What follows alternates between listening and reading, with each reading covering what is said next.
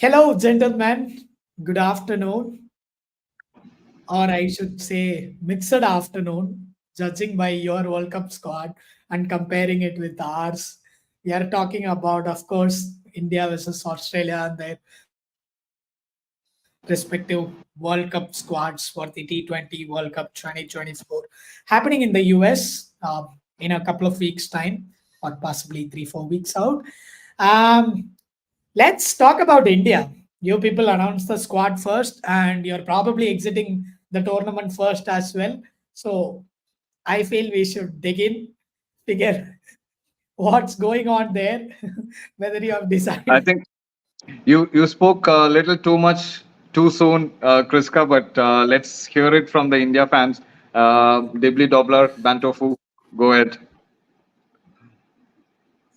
So, as you can see, if you're watching this on YouTube, I'm dressed up as a tourist for the Caribbean. So, that should show you what I think about India's team. Uh, I, to start off, I think a lot of the selections in the team are legacy selections. They are there so they can have the last hurrah in their careers and win a World Cup. Although a couple of them have won World Cups in the past, but they have not been the main protagonists in those World Cups. Uh, and I think that shows a slight problem with the way Indian cricket works, and I mean how India works. There are non-cricketing reasons for players to be on that plane to the United States. One we've already spoken about is Mr. Kohli, who has in the last 2 years averaged 139 in T20I cricket, which is really poor. Now, taking a step back, before I give my exact analysis of the team, I think the IPL this time has shown us that there are no anchors or finishers. Like, you shouldn't differentiate between those two. There are only hitters in T20 teams. You shouldn't discriminate between the balls at the end and the balls at the beginning of a T20 innings. It's not like they're fungible. It's not like the balls at the beginning are less valuable, so you score at 130, and in the end they're more valuable, so you score at 180. No, you need hitters all throughout your batting order. Uh, to India's credit, they have selected more hitters than the last two T20 World Cups, and that is the selection of Samson, selection of Dubey. These folks can hit the ball from their first three or first two balls. So I dropped my earphones, which is not true for a lot of other players. There is a uh, glaring miss, and we'll talk about that later. But I think I'd like to end my beginning thoughts by saying that even with the team that has been selected, I think if India under Rohit Sharma has a mindset of hitting from ball one and not playing classical traditional ODI cricket and T20 cricket, then India can still make it. Uh, if we've seen this mentality change across different teams in the IPL as well. You've seen it with Sunrisers. A Travis Head or an Abhishek Sharma might not be playing at the same strike rate if the team mentality and the team strategy were different. So yeah, I think team strategy, team mentality will matter a lot in this World Cup for India, and that will be the clincher rather than the squad. Yeah, I'd like to add on to it and like slightly disagree with you as well. In the IPL, we did see a lot of, well, 250 scores, 260 scores. 262 isn't safe enough a score. Slightly But then the thing disagree. The is, like, civil war has already begun, I guess, Gandalf. They are making our job only so the much thing easier. is, like, there's a lot of standardization of pitches that you're seeing in this IPL, barring the last couple of games that you've seen in Lucknow. All of the pitches they've given absolutely nothing to the spinners. You can see that the average turn is actually lesser than the preceding seasons. You look at Chepauk, like which is known for like their spin choke in the middle overs. That's completely disappeared in this IPL. That's something you can see. The Eknath Solkar Stadium, like compared to the previous year, you're still seeing higher scores. It's not completely due to the pitches as well. So it's a number of factors. The impact player is adding 10, 15 runs to every team's total. Uh, it's more the pitches than anything, but also like the players understanding the evolution of T20 cricket, the value of balls, what it is. So if you saw yesterday's game, KL Rahul was 4 for 17, and I don't think that was very much an intent issue. The ball was seaming around in the first 3 overs. You could see like a good amount of swing in the first 3 overs. The white ball does swing for that like 3 overs. Now, moving to the World Cup happening in the West Indies, you get slow, low pitches in the West Indies. That is the kind of pitches they have. Uh, Although India have a lot of their games, initial games in the US, uh, the important games are going to happen in the Caribbean. There, you will need players who can negotiate the difficult period, who can get off strike on spin. Like, for example, Surya played this 70 or 40 odd balls, etc., or 50 balls, etc., against Punjab, if I'm not wrong. Those kind of knocks, you're going to see the importance of those kind of knocks in those Caribbean pitches. You aren't going to see regular 200 scores, at least in the Caribbean. In the US, you're going to see very true pitches. They're going to stay true for 20 overs. You're going to see some explosive batting with the small grounds that are available. And if I'm not wrong, they're using drop in pitches from Australia. So you can probably see some bounce as well. So this isn't going to be a bowler's World Cup by any chance. So that's why you're going to see a lot of teams using SLAs. They're understanding the importance of, like you see Krunal Pandya, his field setting this entire IPL. He's more than happy to give off that single. A single is a victory for a T20 bowler. Like anything that isn't a boundary is a victory. He's happy. He's setting the fields. He's opening up that single option so that the batters take that single risk-free single. And he's operating at an economy of 6.4 or something in the middle overs. That's amazing. That's very smart cricket. That's what you're going to see in the West Indies as opposed to your 200, 250 scores that we've been seeing in So the they've taken IPL. the wrong Pandya. Oof. Oof. Nah, I mean, We would have we some want somebody who can't hit a full infighting toss going as on, finisher? Chris. Within the family, the one Yeah. family. But no, we already have two very capable SLA purely in terms of bowling in Jadeja and Akshar Patel. So I'm happy. As good as Krunal Pandya is, Akshar Patel and Jadeja slightly pip him at the moment. I think Indian squad right now has not just slow left armers but also very capable, able Chinaman bowling all rounder. Dare I speak uh, in Kuldeep Yadav. So I think Yeah, he's going to be a China, handful. yeah, Kuldeep Yadav, their an lack of interesting off stat spinner. over the last 2 years, Kuldeep Yadav in international cricket for India has an economy of 5.95. That is insane, and an average of Yeah. 13. He's the, I mean, that's the best across the Indian team over the last few Yeah. years. And Great. I would say, I would any day pick a Kuldeep Yadav to give me wickets and also sometimes, defend rather than just picking up a defensive slow left armer uh, just for the sake of it, right? So Kuldeep Yadav can be actually a handful, especially when a new batsman is at the crease or things like that. So people find it hard to read players like Kuldeep Yadav, Tabriz, Shamsi. These guys are really doing good in the last couple of years in 2020. So there's some. India is an outstanding. India play Tabriz Shamsi really, really well for some reason. They just pick him off the bat really well, picking off the hand really well. But also Kuldeep Yadav, I want to see how he fares against left-handers. That's going to be really interesting because India do not have an off spinner in their squad, and traditionally we aren't really bowling SLAs to left armers anymore. I don't know the matchups, etc. It makes sense to a certain extent. So how Kuldeep operates in the middle overs against somebody like a Miller or a Nicholas Puran is going to be really interesting and is really going to determine India's chances in this World Cup.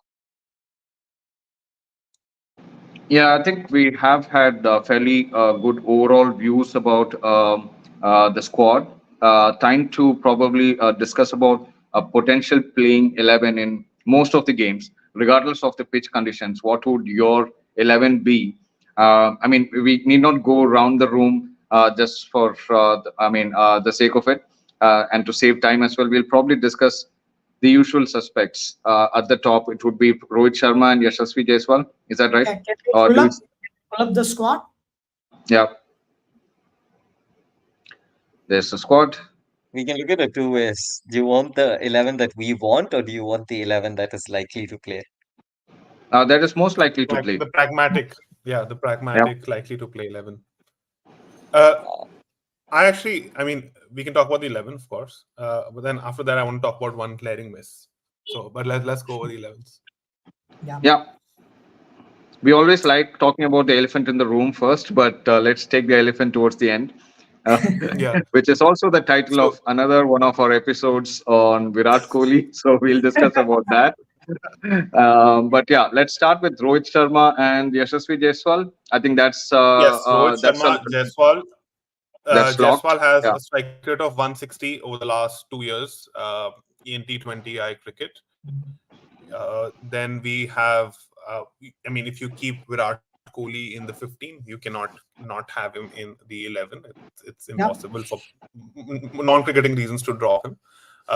Then you have the world's number one T20 batter, Surya Kumar Yadav. 360.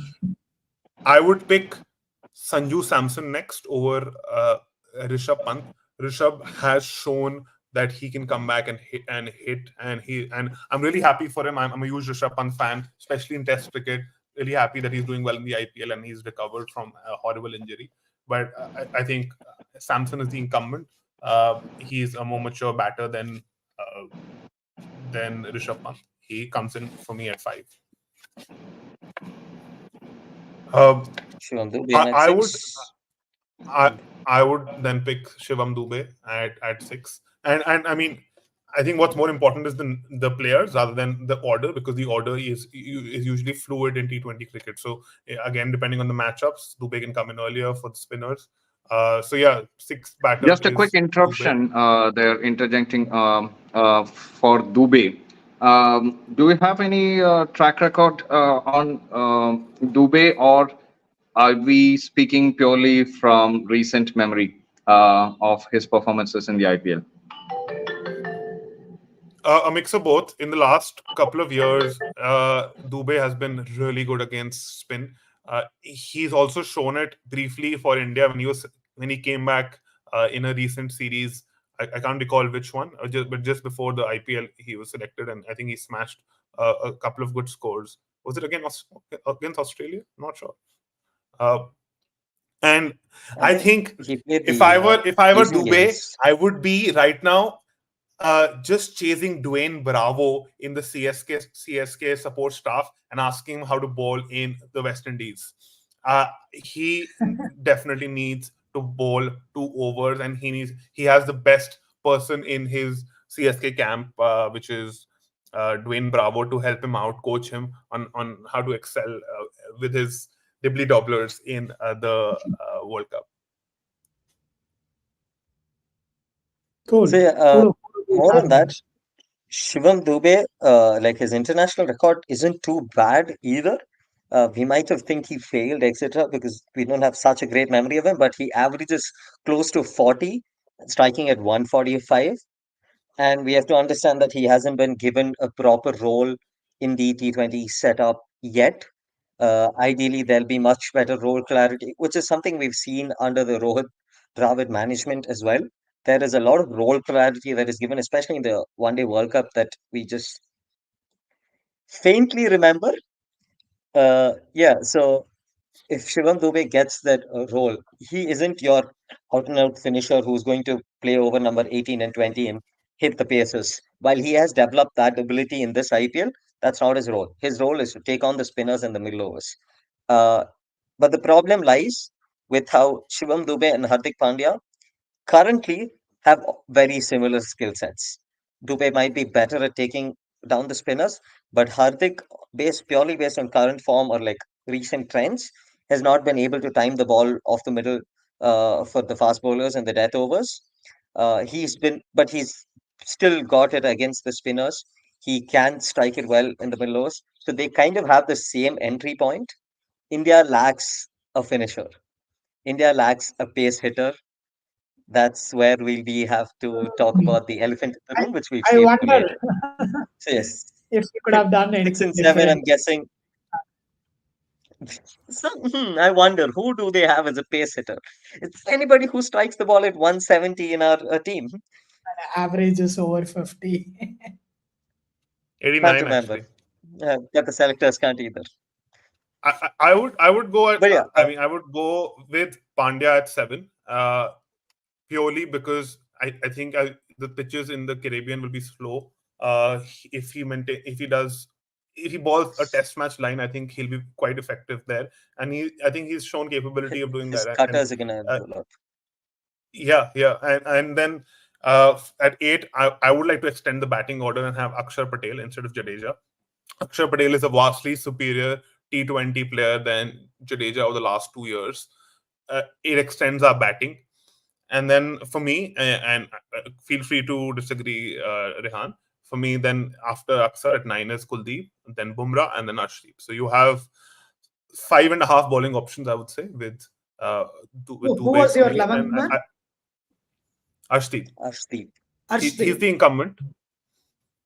Siraj, I'm not very impressed by. I'm not very impressed by his selection either in the squad. I think there are a lot of other options, but he is the safe selection. Like I think a lot of times, and you can think about your corporate workplaces as well.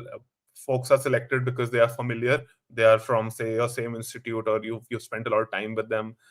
So it's a safe choice. Rohit knows how to manage Siraj. He might not come out. He might not be the best choice, but it's a safe choice. But I I'm don't not agree with too safe, sure if but it's true. I think with the Caribbean pitches, Siraj is arguably your fastest bowler for India. I mean, Yes. next to Mayank Yadav, probably, who's way too No, raw and too more early than to just the introduce. pace. I think Siraj can use his swing much better than Arshdeep can at this point. And that the 3 overs up front, we don't have a real power play bowler because like everybody backloads Bumrah for like your best hitters, be it a Heinrich Klaasen or a Glenn Maxwell. People are gonna backload Bumrah. You want them against the team's best players. So Siraj is gonna be your upfront power play bowler. Akshar Patel, while he can bowl in the power play, he isn't that good of a bowler in the power play. Kuldeep Yadav doesn't bowl in the power play. Uh, like Hardik Pandya, he does have the ability, but I'd much rather have him in the middle overs, using his Isn't he cutters and Mumbai's then power play occasional short bowler? ball. He is the It's a power very play bowler when he captains. Let's take that out. When he's the captain, he's the power play bowler. He's the death bowler. If it were up to him, he'd bowl 20 overs in a game. But it's like luckily, the kid Rohit that will captain. hits the bat and ball to the ground in gully cricket. Yes, But since I brought up Hardik Pandya, there has also been a lot of internet talks about BCCI having a hand in a lot of selections and how the way IPL teams set themselves up, keeping in mind the World Cup, a lot of questionable decisions otherwise, right? So, don't you think there is a good chance that they wanted to experiment Hardik as the power play bowler because they are counting on him along with Siraj or Bumrah to hold up one of the other ends? I feel it's very Yeah, much uh, possible. I in feel the it would be past, we've had Hardik who would be split between the power play overs and the death. So Hardik, in all likelihood, will be bowling in partnership with Bumrah at the death and in partnership with Siraj at the start. So that's a more likely bowling partnership coming. the only way Hardik gets wickets in the death is because Bumrah squeezes the opposition in the other over. So they have to try to hit Hardik, and Yeah. if he can maintain again his line and length, and I believe ball a test match length, which works in T20 cricket as Josh Hazelwood has shown us a couple of years back. with I the think he death can be bowling. that Josh Hazelwood kind of bowler uh, in T20 cricket. Ridiculous. Not Putting to those that two in the level. same. Don't get offended. Both of y'all don't get offended now. We're not comparing Hazelwood and Stoinis, We Stoinis are has done good does have really that humor. well. ability to. I think Stoinis. I don't think even Mitchell Marsh is comparable to Hardik Pandya's bowling at this point. And Josh Hazelwood is probably Glenn McGrath aspirant, right? So you can't really I think put both of them Stoinis in the is a same. very fair comparison in the bowling Yeah, I don't. department. I don't. Yeah, I got the No, point. It's mostly around the line and length part of it, Yeah, which I I'm do not agree, saying one is Archit. superior Yeah, to the other. Yeah. yeah, of course. Uh, and I can we got the address the drift. elephant in the room now? Yeah, let's jump to the elephant in the room, whose name is So, Virat Kohli, or sorry, Rinku Singh. so, I, Shashank Singh. Shashank Singh. two steps back. Now, I think this Indian team again can win the World Cup. Why? Because T20 cricket is based on luck. You Yeah, can be a you lot of can't you fun. don't have to be the best team in the tournament. We've seen that with Australia in the past. Delhi You have to Capitals. be the Yeah, best on the particular day. You you have need to have the not winning. necessarily be the best team on paper, if that's what you meant. Exactly, Paper. exactly, Mohammed Kaif. exactly, exactly. Exactly. So India can still win it. I think my biggest problem with this team is the long term strategy and the message it gives to folks. Like you stat pad and get an orange cap and be in the top five of the orange cap and you Oh, get selected. the Whereas gloves come you off. hit Yeah, whereas you that hit stays out or on. get out because you get less balls.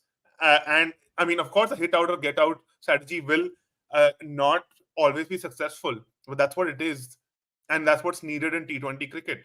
Uh, a player like Rinku Singh not being selected is the worst thing that Indian cricket has done in the last few years.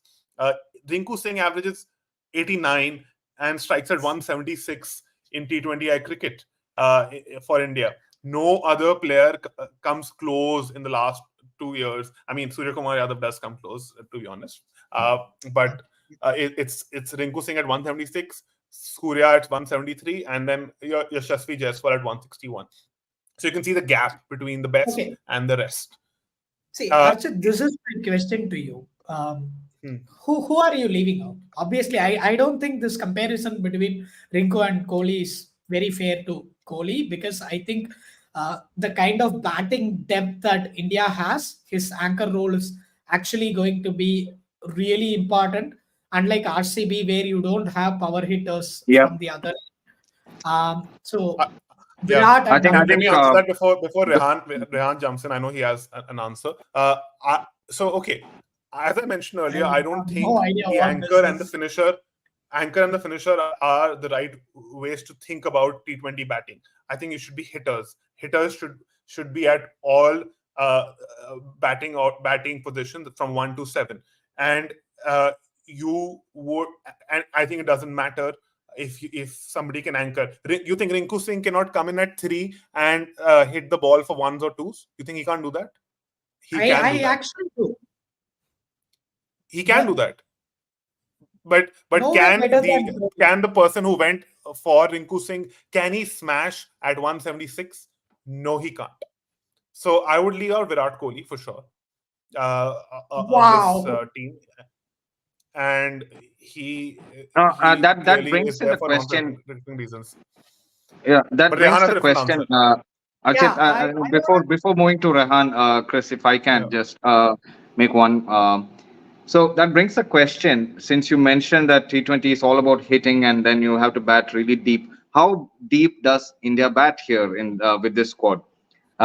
You definitely can't say. Also, can't say Siraj can. Of except for one odd sixes here and there. I don't think Siraj, Bumrah, They hit more Arshdeep, sixes than Maxi. Chahal. I mean, jokes apart, but in a real crisis situation, I don't think after losing 6, 7 wickets, let's say within 12 over span, the remaining 8 overs, if in a scenario that comes up, I don't think India has the potential to actually take it to a respectable total after that. Archit And is that's being when you need an anchor. This sort of a batting lineup needs an anchor. South Africa kind of a batting lineup, or maybe an England kind of a batting lineup, does not need an anchor, because you will have Chris Wokes coming in, perhaps, God knows if he gets selected into the squad. at He's not number selected. 8 or something, and then still slog. Sam Curran coming in at number 7, still slog. Mark Wood can slog a few sixes, much better batter than Mohammad Siraj. Chris Jordan. So, yeah, Jordan I think you have the coming right yeah, in Chris and can diagnosis Chris of hit the the Jordan, ball. problem. yeah, Chris Jordan I can. think you So, have the right diagnosis of the problem. yeah, But the solution for me lies in these lower order batters practicing hitting, not keeping an anchor, and also making a batting order deeper. For example, in my 11, I would have Aksar coming at 8, and Aksar is a very capable top 7 batter, and I would just have him practice sixes. And then I would have Kuldeep Yadav, who has some batting potential, and Jasprit Bumrah to again just practice hitting sixes, sixes, sixes, sixes. If it comes off, then India can reach a total of say 120 or 130 if the top order has been blown off. If it doesn't, then anyway, I mean, doing tuk-tuk also will get you to 120, 130, and you will have the same result. That's my I opinion. mean, Let's see what happens. But it's a very to good question, I'll answer Khandalf. Khandal's question. Yeah, I'll answer Khandal's question before I go into the thing I was mentioning earlier. But see, like if you lose 5, 6 wickets up front, you saw what happened to Mumbai Indians yesterday. Mumbai versus Lucknow. We did lose at 4 wickets up front, 5 wickets up front. Uh, Ishan Kishan, who has had like an outstanding record in the power play so far in terms of strike rate, uh, he played that to cricket. He was rotating singles. Nihal Vadera, who's been striking the ball at close to 200, was playing that role. Every batter, all of India's batters have a very strong first class base. I'm sorry, but if you want Rinku Singh to come in at number 3, he can. He might not be able to hit the spinners for that 170 strike rate, but he can actually play spin. He's got an outstanding first class record and a list A record. He's actually got a very high average against spinners as well, even in T20 cricket. He does not get dismissed to spinners. He just can't hit them like he hits the pacers. So if you want him to do that Virat Kohli kind of role against spinners, he can easily do it. He's very capable as well. It's just that hitting. See, and now coming to Rinku's exclusion, who is it? I would still have Virat Kohli in the squad because he is still a master of chases. I don't know what happened to his ability of picking slower balls of fast bowlers. If he can revive that, he is still actually a pretty good pace hitter at the end. In chases, Virat Kohli is still a very capable batter. Wouldn't say no ever. He calculates and times his chases really, really well. I don't think Rinku was fighting a spot with Virat Kohli to begin with. Chahal, the fourth spinner. Are you ever going to play a four spinners in your 11? Ever? No, you already have Jadeja and Akshar and Kuldeep Yadav. You do not have space to play a fourth spinner.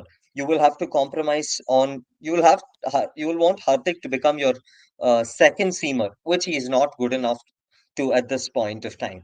So you're never going to play that fourth spinner. And Chahal cannot bowl on flat tracks. His googly isn't as good. He's almost disabled while bowling against the left-handers. He is not Bishnoi.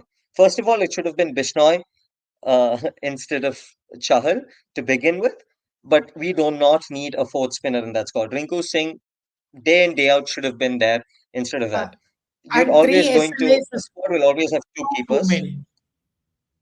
If you Sorry? look I at agree on Bishnoi for Chahal. Bishnoi in December 2023, which is 4 months back, was the world's #1 ranked T20I bowler. And you may take it with a Yeah, grain of salt because, I mean, T20I rankings are that way.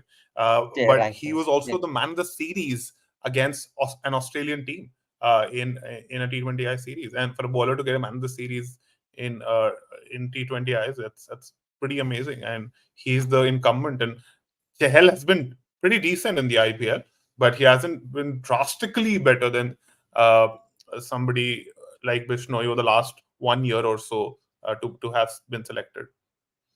I think uh, With this goes but Bishnoi, you back get a to three-phase point bowler. of your point of Rohit going with somebody who is very familiar with managing in the playing 11. But why do you need three SLAs to Somebody begin with? said somebody said that and I'll switch to Hindi that जो सबसे ज्यादा रोहित को हंसाएगा वही keeper बनेगा and that is Pant obviously Pant and Rohit mentioned in an interview that Pant entertains him while wicket keeping, so Rohit is going on vibes. Yeah. Yeah, And so I hope I not, bro. I think hope this answer I matters. have some other pattern, and I would like to quote a recurrent commenter here, Anirudh. He says that he would have dropped Rohit for sure. Looking at the Aussie squad, who won the both the WTC and the ODI World Cup, they gave the captaincy to Mitch Marsh, yeah, built by champions, built for World Cups. I think what he means to say is that the Australian management does not really care about dropping their format best or whatever it is, uh, their most reputed folk, if they really have to go for horses for courses kind of a team. And that's where I think we'll slowly segue into the Australian squad discussion as well. But before that, I just want to make this point around the Indian team and the squad. Has the team management or the selection committee shown a lot of faith in the tried and tested players?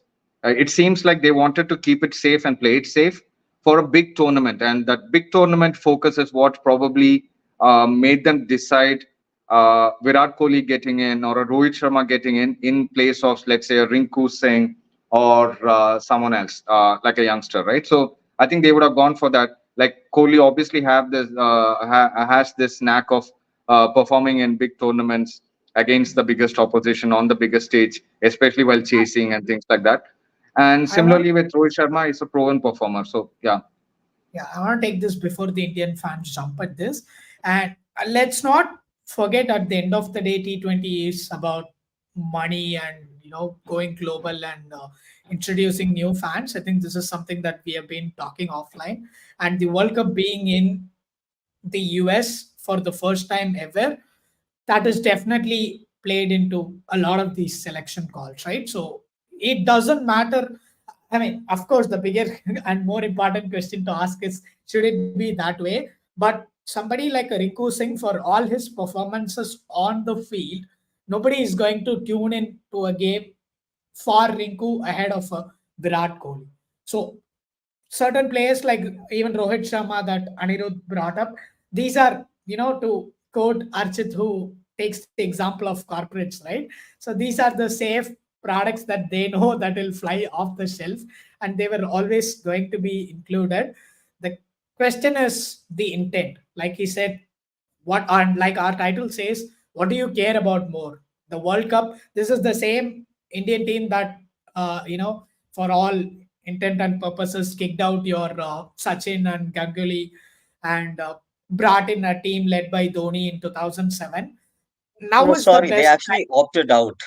Yes, They yes, I opted know. out. That's They why I weren't said kicked for out. all, I No, there's a stand big corrected. difference. Yeah, Yes.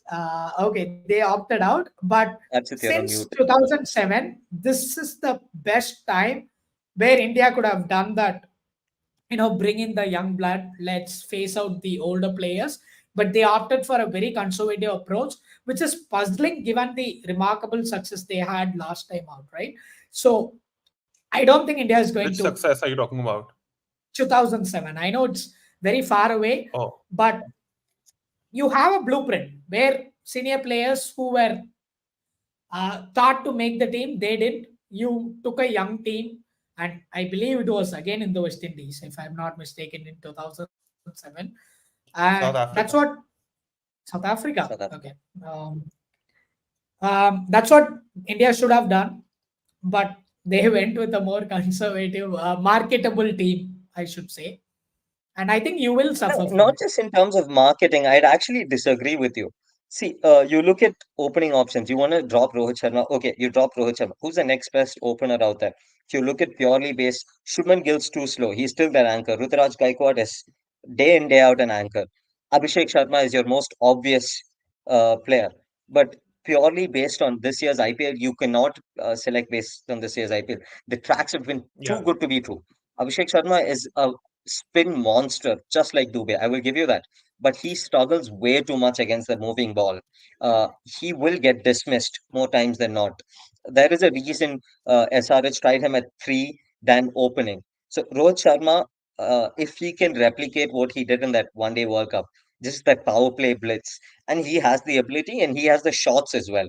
He has more shots than an Abhishek Sharma at this point of time.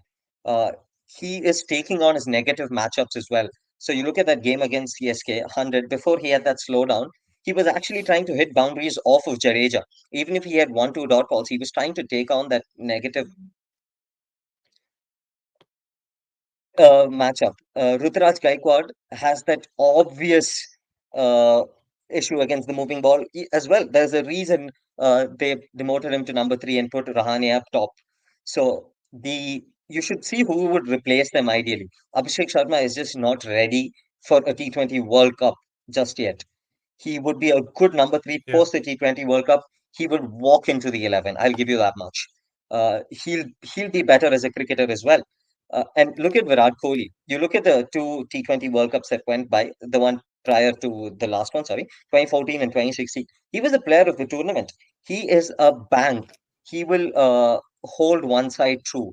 You pair him up with a Shivam Dube, that's the best thing you can do to a Virat Kohli.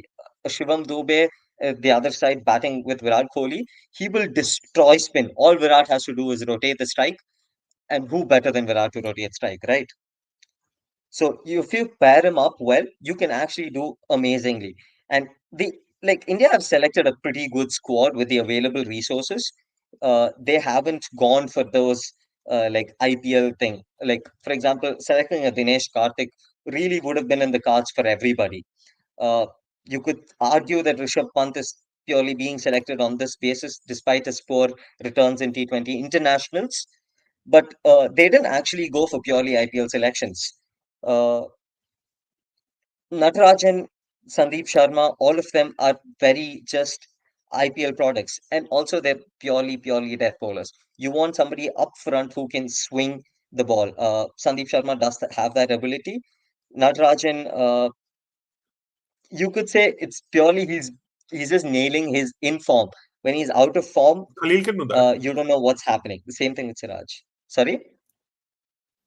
I think Khalil can do that. Khalil can swing at pace, and that's why I think he's been included in Absolutely. the reserves. Yeah, he's absolutely. He's somebody who should have been included in the T20 setup from a long time ago. He was, and because of injury concerns, he's been in and out, and he's in the reserves because of that. But he doesn't pick somebody who India have invested a lot of time in Siraj, Mukesh Kumar, in who's the other player? Arshdeep Singh. They've invested a lot of time and effort into them, and they've played a lot of cricket as well. They're not bad cricketers. Yes, there are alternatives available, but with all the resources, they've actually selected a pretty good team, barring the exclusion of Rinku Singh and say a Ravi Bishnoi over Chahal. Now, I think I one have to thing's for agree on my certain. concluding part. Yeah. Sorry, Khandalf, go ahead. Sorry. Yeah, I'm just saying that, one thing's for certain that India has one of the best bench strengths ever in the history of the sport. Absolutely. We are in that point in time where there is almost like 3 or 4 replacements for every player in the Indian side. And as a selector, it's really tough to actually nail the squad. So there will be always questions about why not this, why not Shahrukh, why not certain other bowler. You will always have somebody or the other cheering for everyone else. But uh, the fact is that this is actually a decent squad. You can always Yes. argue that Sandeep Sharma should come in Siraj's place, but what goes on in the selector's mind is probably the most likely scenario that is expected to pan out across matches, uh, Yeah. and they don't think of specific scenarios to pick a player in a squad. So a player for most scenarios, wherever that would be applicable, just like how we look at all format players, they will probably look at all scenario players. The most likely player to fit in will probably make the squad. So that's how they probably went for this. And I can only envy, as a fan of cricket Australia, and I'm sure other fans of other countries will also probably envy the bench strength that we have. Thanks to Absolutely. the IPL for unearthing most of these talented Yes. folks. But so that's probably my That's true. understanding and takeaway from all the discussion that we're having. India's 2024 World Cup squad reminds me a lot of Spain in 2010, where they had a gala 11 and you could feel the second gala 11 with the players on the bench. I think that's a very brilliant point that you put across, Gandalf. The only problem is there is no concept of bench in cricket, unfortunately, or impact some, right? So if you don't nail your playing 11 on that particular day, you could have a match winner on the bench and they'd be rotting in the bench. the entire match. I think that's the point that we are trying to put out. I think Yeah. I'm happy with I, India squad. yeah, I final still thoughts. I think feel there was a point about Natarajan being better than Khalil. I think on if you look at the past, yes, Natarajan. If you look at history, it's a history-based selection. Then I think Natarajan is a better choice. But if you look at potential-based selection, then maybe Khalil uh, pips out. I wouldn't have been disappointed with Natarajan being selected either. So that's that. There's one very grim stat. I mean, we look at Hardik Pandya as our finisher, as our Henrik Klassen, as our Tim David in India. But his strike has been horrible over the last 2 years. He's struck at 135, which has been worse than Rohit Sharma, which has been worse than Virat Kohli. So that's saying something. So again, going back to the point of mindset, mentality, and strategy, that's what India needs to get right. They have the horses, except one horse. They need to ask those horses to gallop and not slow down. I think If you want to talk speaking of about, horses, I think it's good time we move into a different course. The Australian squad. Chris, while we just get started on it, if you could bring that squad up on screen, that would be terrific. sure. Um, Just give me a minute. uh, Any closing thoughts? Clear, Where do you see yeah, India? I think we should end with that before we move on to Australia. Semi-finals. yeah. I think they're good enough to get into maybe Rohit the won't say finals. I would think they're yeah, not really bad, so they can anything can probably get happen into in the the finals. finals. Yeah. Yeah, so I think the playoff, And I the must say they're a winning semi-finals and the squad. finals are lottery. Dhoni has Yeah. mentioned that a couple of times. He said his goal is to bring his team into the playoffs, CSK into the playoffs, and then it's all almost lottery always. So Yeah. I would say India is good enough to go to the semi-finals. Then it's just what happens on the day. I'll frame it this way. This is the potential squad. You can still make changes to this squad. So let's say they're actually one injury away from Rinku Singh. Rinku Singh is the obvious next in line. So Wow. if Rinku Singh is in the squad, he should be in the 11, and then India are actually good enough to win the World Cup. Will Rohit send mysterious folks to Hardik's room at night? I mean, you never know. Somebody should One explain family. these inside jokes, these Mumbai Indians jokes. Okay, I think good time we get started. While you look for it, Kriska, we'll get started with the obvious omissions from the Australian squad, and with that we will probably end with the discussion on the Australian squad. We'll probably end this episode. This is the final part of the episode. So, Steve Smith dropped. Jake Fraser McGurk, big name, long name, whatever you want to call it. He's not making it to the World Cup. I would at least want him on the plane to be as a reserve somewhere, carrying drinks, doing whatever, washing clothes.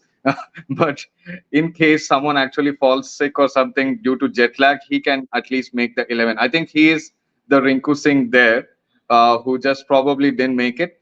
It's not just in the IPL. I think Fraser McGurk probably was fined, from the BBL. He had a really good season last time in the BBL, where he was actually touted to be the next David Warner in terms of being fast tracked into the Australian team, in terms of being fast tracked into the Australian Test team, even where without even having played much of first class cricket. So um, I think that's a big omission. And based on recent form, you would probably want to pick him than David Warner. But then that again brings us to the same kind of discussion that we have had with the India squad. Is David Warner a better brand to market a tournament in the US as compared to a newcomer like Jake Fraser McGurk? His real salon is worth its weight in gold. So it's Yeah, I tough think on JFM, given but I I'd also, think it's actually, yeah, a draw. I'd also actually say given that you guys the have missed out on a yeah. Go on. Sorry. Yeah, given the fan base that Telugu movies and cinema has in the US, especially with the Telugu belt in the US. I think Right. David Warner is actually a good sell than Yeah. JFM or anyone else in the team. So it's going to be the Australian selectors probably went with experience. But to be honest, I'm not surprised as an Australian fan by this squad, and I fully back them to actually go the distance in the in the tournament. Because if you look at World Cups, I spoke about this even before the 2023 One Day World Cup, and even before the Ashes. Australians hardly take a chance with big tournaments. They don't go with inexperience. They don't go with massive surprises. They go with a tried and tested approach. They go with people who can stand the pressure of a big match. And I think David Warner has shown us time and again how he performs in big tournaments and in big matches. And that's where probably I would agree with the selectors there. I mean, it doesn't matter if I agree or not, but then I think that's the mindset with which they have probably gone. I also feel David Warner is going to regain his form. Aussies just have the knack of doing that in the international scene, David especially in Warner is ICC. your out and out. David Warner is your out and out like comparison with Virat Kohli. Come the ICC tournaments, he's a different piece somehow. Yeah, Look at the T20 tournaments gone by. He was the player of the tournament for the last edition, the one where Australia won it, if I'm not yeah. wrong.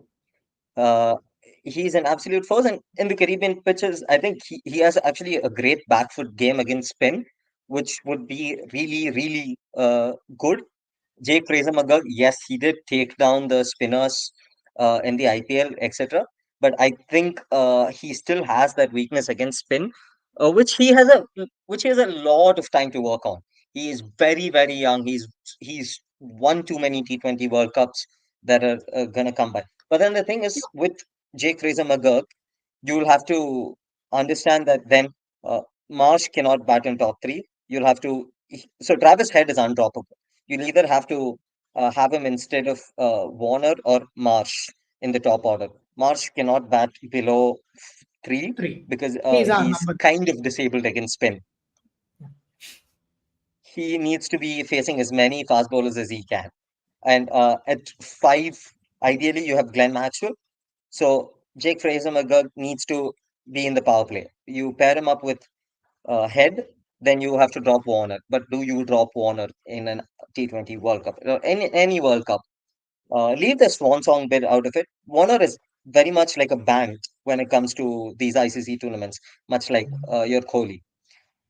The other exclusion that you guys actually missed out on, an even bigger exclusion than either of Jake Fraser McGurk or Steven Smith, is Jason Barendorf.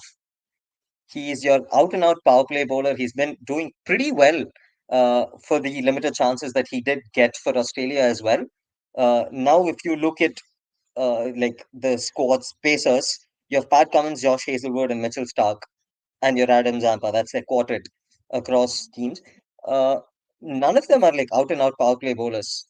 Cummins and Hazelwood are very much middle overs operators. They may bowl in the death, but their primary skill is to operate in the middle overs. Stark, Uh, I have yeah, to disagree. I think Cummins and okay. Josh Hazelwood are two bowlers who you can, you know, make them go toe to toe against somebody like Bumrah, and you wouldn't know a difference. They are all three bowlers world class in their right. I think Cummins absolutely will kill it. You give him anywhere in the 20 overs. Same, particularly for Josh Hazelwood. Uh, they're elite. Like they don't come under this discussion of power play death bowlers. They are beyond that. It's as simple as that. I'm, And I I'm don't think sorry, but I Barendorf don't think they are warrants the a same place. pedigree of bowlers in T20 cricket, especially as a Jasprit Bumrah. Bumrah, in all three phases, gives you very similar returns. Nobody can imagine he goes under eight in the death overs, under nine in death overs, and he goes under eight in the power play. You can't have those kind of returns anywhere. Pat Cummins goes the distance at the death. He is not your out and out power play bowler. With his skills, if you look at under his own captaincy, he's been doing primarily hit the deck slow balls, your slower ball bouncers, etc. That primarily works in your middle overs when batters are like trying to get that And acceleration. It works really well. He does not And Pat Cummins have that. never was Uh, just interrupting there. Pat Cummins never was a new ball bowler. Even when he began his career, throughout his career, yeah, mostly he I was always see first change. Rehan's point, Uh, yeah, yeah. but quality There's a makes reason up he for. doesn't, despite being the best in the world in Test cricket, he is the first change for Australia. Stark and Hazelwood open the bowling. Stark does the, you could say that Stark does still have that ability to swing the ball, etc. All of that. Of the three of them, Stark is their best power play bowler. But I would say on form, Jason Barendorf uh, definitely should have warranted a spot in the 15 at least, if not the 11. Uh, and based on current form, even in the matches he played for Australia, yeah, he actually did pretty damn well in the power play. He was finishing games in the power play for Australia. He is that yeah. Trent Bolt kind of player. He can get you wickets up front. Uh, he deserved a place in the 11, And if not the tall 15. bowlers who can who can come in from that angle tend to do well in the West Indies, definitely. And while everyone's actually raving about this squad, I'm very optimistic, and I am actually backing this squad to go the distance. But I wouldn't uh, say raving feels like a stretch to me. I think yeah, we are a lot more happier than, say, India fans in yeah. comparison. Of course, I'd yeah, put it but then my What? point is about the form in which that these guys are actually. If you look at the bowling lineup, uh, Zampa and Hazelwood carried us through the World Cup 2023. So uh, uh, Cummins is actually good on his better days. He can get you the crucial breakthroughs. It's like who else but Cummins kind of moments. Uh, but he can go for like 40 runs, 35 plus runs at a minimum on a good batting track. He won't actually help you contain those. Secondly, you have Mitch Stark, and he's terribly out of form in the IPL. And Mitch Stark is someone who's more of a mentality bowler. I would say he's more of a confidence bowler. He's someone like Glenn Maxwell who needs a lot of confidence to actually perform well. And it's like a vicious cycle these guys get into. And this is based on just observation as a Actually, fan. I'm not going to talk about their I'd personalities like and to other go things, into but the skill bit a little bit as well. You yeah, look at Stark's death bowling, it's really faded over the years. Even in the 2023 World Cup, he's not the death bowler he once was. There is a reason for that. You look at Stark's death bowling, he was primarily a Yorker bowler. Like his strength lies in the Yorkers. He does not really try and take the ball away. Like he doesn't go for the wide Yorkers to the stumps, and he was very good at it. But then the thing is, with today's batters, they're doing a lot of scoops and ramps and all of that. They started accessing the V behind a lot more. So your margin of error for Yorkers have been like greatly reduced. And without Stark Yeah. having his venom that he once did in terms of pace and skill, with that declined and the margin of error for his Yorkers declining as well massively, like it is very much a skill issue in terms of Stark's bowling. I don't think he can, like, even in his best of days, he won't return to what that and peak and white that's ball what Stark was. probably brings Cummins into the picture, right? Because he's figured out this Yorker in the past couple of Yeah. years, and Cummins really has a potent, surprising Yorker these days, which he brings out of nowhere, which he has It's even more than used in Test matches. having that Yorker, it's that like having the other options as well. For example, you look at T Natarajan. People asked why you don't have T Natarajan in the World Cup. Natarajan is heavily Yorker dependent. You can't be Yorker dependent. You need to have the other options as well. If your Yorker misses, it is very much a juicy full toss. Like Natarajan is a very skiddy, floaty type bowler. He doesn't have that like your hyper extension that a Bumrah does, or like even a Mohsin Khan does. Like you will get that bounce. Like he has that extra jump, so you'll get the bounce off of the deck. You hit the pitch hard, you hit the bat hard, uh, even in your full toss. That's why Bumrah's full tosses are harder to score off. Like there's a lot of full tosses that Bumrah bowls that people don't really score off. That's the reason, because it hits the ball hard, it hits the bat hard, and it hits it low.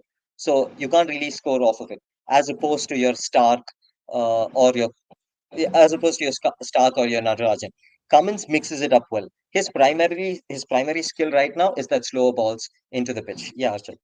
I think what I'm envious about from seeing Australia over the last few years is the greatest fast bowling trio that has ever played cricket. Stark, Cummins, Hazelwood. I mean, they've won literally everything, every format.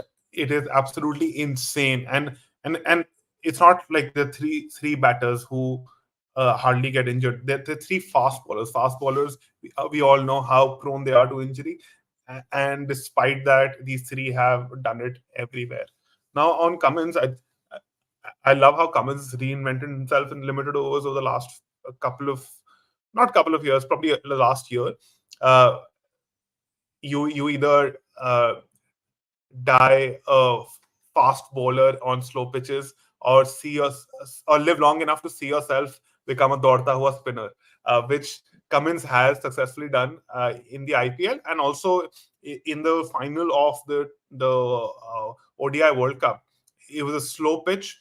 He completely changed his tactics, and he bowled like a running spinner, and he outclassed the Indian batsman. So I think that dynamism, that ability to change based on the kind of pitches, the kind of conditions, is what makes Cummins a great bowler. And then you have obviously your ICC great Mitchell Stark, and the most underrated of the three, Hazelwood, who's excellent. I remember in Chennai Super Kings, and also I don't remember his stats from RCB, but he was excellent in Chennai Super Kings, and I'm sad that they let him go. I also want to add this, right? This is where I absolutely love Australia's decision making. There is a reason why they made Mitch Marsh the captain and not Pat Cummins. Like, we have seen how good Cummins is in both T20 as a captain and needless to say, the 50-over format and Test cricket. Wow. uh, they know that they are not going to. This is to address what Rehan brought up, right? They know the glaring flaws these grades might have, and I think a lot of people are sleeping on Nathan Ellis here. I feel like he will end up rotating a lot, especially with Josh Hazelwood, and he's a world class death bowler. He's probably Australia's best. It would allow either Cummins or No doubt about it. get out of the Your two team best playing them. T20 bowlers in that squad is undoubtedly your Zampa and your Ellis. Yeah. So now we would have been liable, like how India is forced to field Rohit Sharma in every game, regardless of the form. Australia is not Yeah, going to have the issue. really smart and intelligent selection, that like Absolutely. selection in terms of captaincy. You won't be really forced to play captain Cummins in every match, and that way it gives you the flexibility to bring in Ellis whenever you need. And I think in most matches it would be probably Ellis for Hazelwood swap, in case Hazelwood gets a side strain, or he's tending to get injured a lot more these days because of heavy workload in Test matches and across, because he's the only all format reliable bowler for Australia. So maybe a swap between Hazelwood and Nathan Ellis is more likely than a Cummins and Ellis. But I do agree that Cummins can also be swapped for Ellis in that case. Stark has this advantage of being a left armer, so sort of becoming an undroppable unless things change and he goes for a lot more runs. Cummins versus Hazelwood and Ellis, I would think that Cummins can just more than bat, right? So he can do that. So gives you the advantage of And batting I'd like to like criticize you. Everybody talks about Australia's bold selections, etc., all of that, right? But Mitchell Stark is kind of that selection, your Virat Kohli kind of selection, your legacy kind of selection. Because based on current form, both international or like your IPL performances, he's not really been best of T. Even if you wanted that left arm angle, you would have had the Jason Behrendorff Berendorf. coming in, much better left armer, purely on current form or on skill at this point of time. Even At Spencer this point, Johnson, I'm for not that talking. matter. Yeah, even Spencer Johnson, not very bad option either. But Yeah. I'd say Behrendorff like pips him in terms of the bowling hierarchy. But Yeah. yeah, Mitchell Stark is that I have legacy a call. question for you folks. He didn't Yeah. go on. Sorry, Rehan, you can finish your thought. No, just like people's talking about like people's bold Australia calls, No, but I they think actually at have this made a point very it's similar just call to India. copium from Rehan. We have such a balanced, stacked squad, especially in the bowling department. He's just nitpicking. In all honesty, barring Rinku Singh, so do India. We'll get a billion unhappy fans no matter. Even if you selected Rinku Singh, people will find faults with that squad. It's actually a That is near true. perfect squad. That is Yeah. India. I have a question for Khandalf and Kriska. Who's going to be the fifth bowler, or who's going to fill the fifth bowler's quota? Will it be partially Stoinis, partially Maxwell, or does I Green come think in? you're leaving the 6'7" giant in the room. Greeny.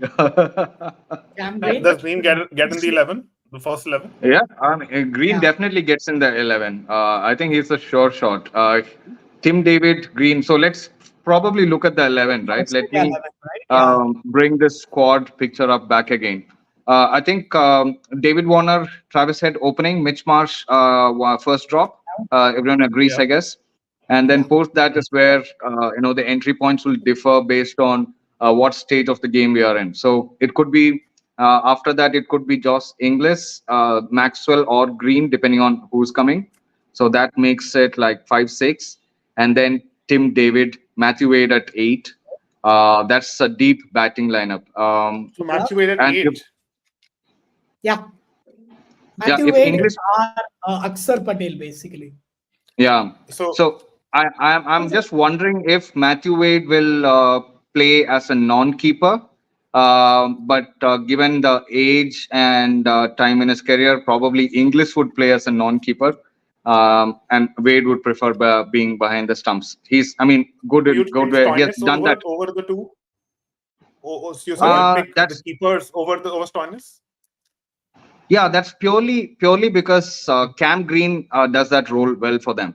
Cam Okay. Green can do Stoinis' role, and there's Mitch Marsh if he's fit enough, can give in those 2 overs in a very similar role. Exactly. I think Mitch Marsh takes care of what Stoinis No, brings but with the bat, while Cam Green Yeah. takes care of what he brings with the ball. Exactly. So Yeah. who are your 5 or 6 actually, bowlers? I beg to differ. Yeah. Please. Please go.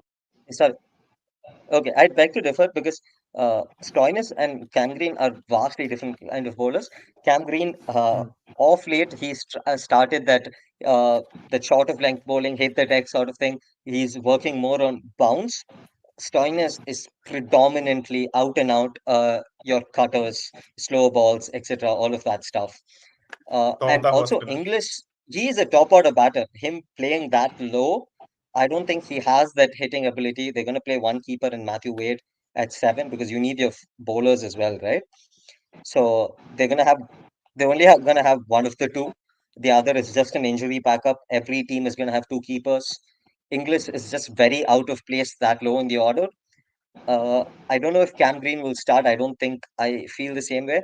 Cam Green is probably a backup because he can work very well as a top order backup. He can work as a decent middle overs backup and as an all rounder backup as well.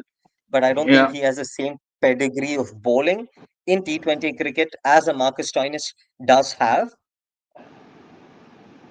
on those West Interesting Indian because pitches, Marcus I would Stoinis say. does have variations. I agree. Cam Green is more of a non-variation Jack Callis kind of hit the deck bowler.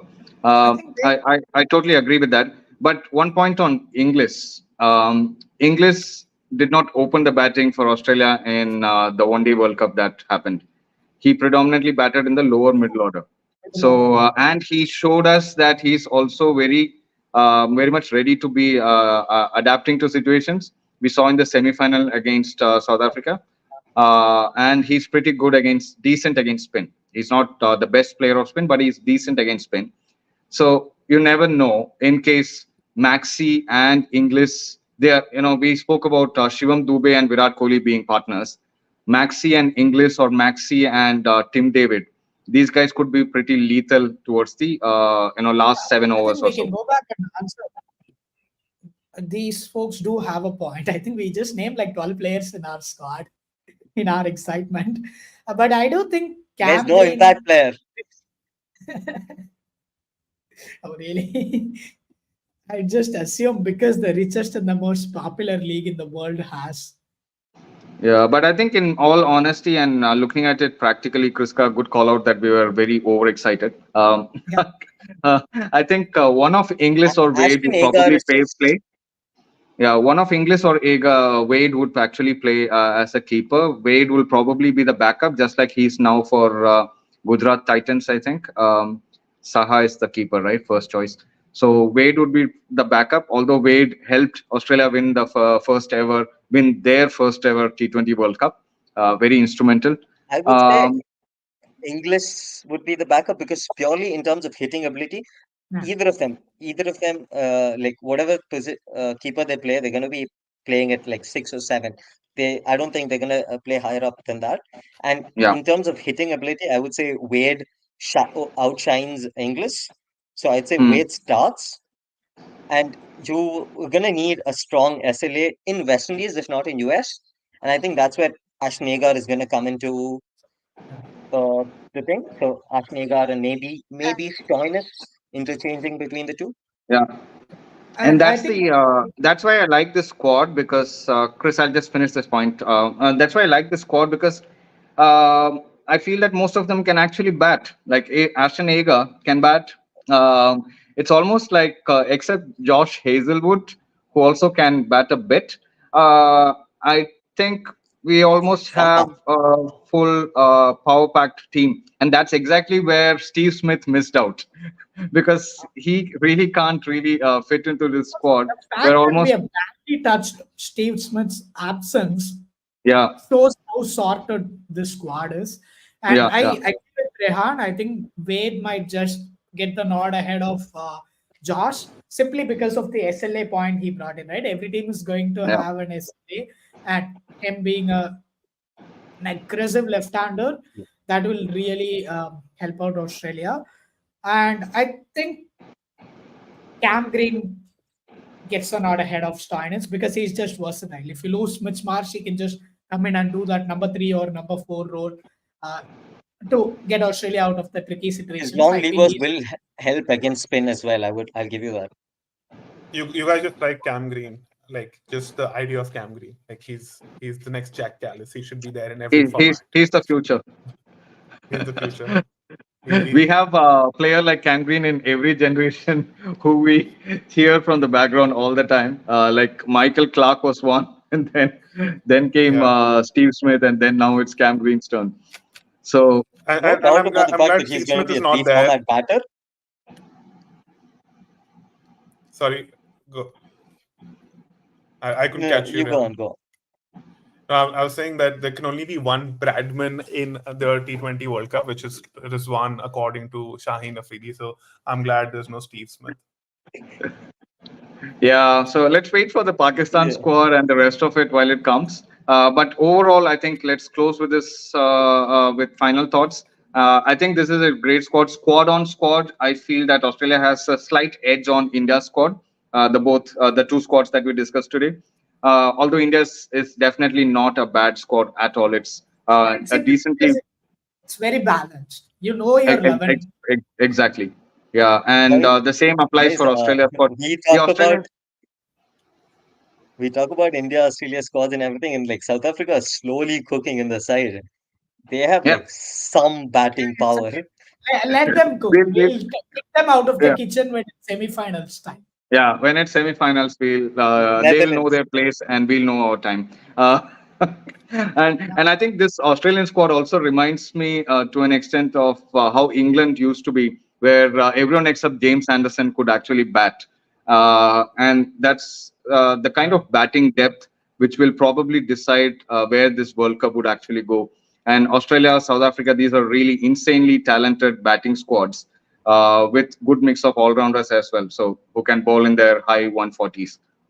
I would argue that more than batting depth, mentality will be the difference between teams, and that's also why I rate this Australia squad higher than the India squad. Just like how I compared India's squad with Spain's, Australia has always reminded me of our fierce, ugly rivals, Real Madrid. They Yeah, simply, for them, going far in the knockouts in tournaments it's just a habit, and all these players out of form, be it Glenn Maxwell or Mitchell Stark or even David Warner, like they will have forgotten IPL as soon as they land in the US and West Indies. Yeah, it's a And different mentality once they get into a world tournament. So yeah, I think that's what would I matter. think that's I'm that's, very that's what will clinch it. cautiously If optimistic if about this. if India has that fearless mentality in the tournament, especially with respect to strike rates, then I don't think you can stop India. And India did have that in the One Day World Cup, barring the final, where we got scared and doctored the pitches. Right, But sir.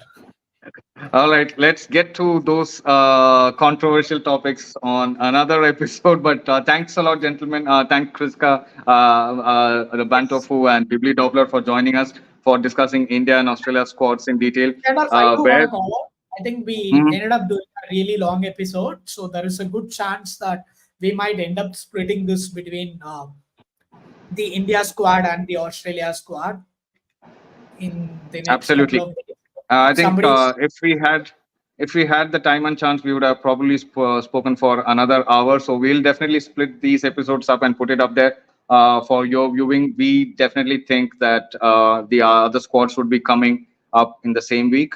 So we'll get there when it comes, and we'll discuss the rest of the squads as we go towards the 2020 World Cup. Bye until then. Subscribe, share, like, and wait for us.